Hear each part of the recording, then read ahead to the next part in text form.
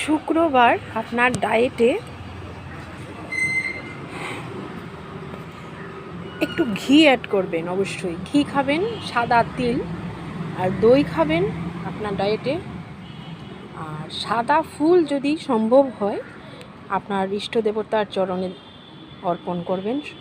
এতে কিন্তু শুক্র গ্রহ ভালো হয়, আপনার কার্যক্ষমতা, আপনার প্রোডাক্টিভিটি কিন্তু বৃদ্ধি পাবে। এবং শুক্র বুস্ট আপ হলে লক্ষ্য করবেন জীবনে প্রাচুর্য, কমফোর্ট এইসব কিন্তু বৃদ্ধি পায়। জীবনে সুখ সমৃদ্ধি কিন্তু প্রাচুর্য, অ্যাবাউন্ডেন্সটা সে কিন্তু জীবনে আসে।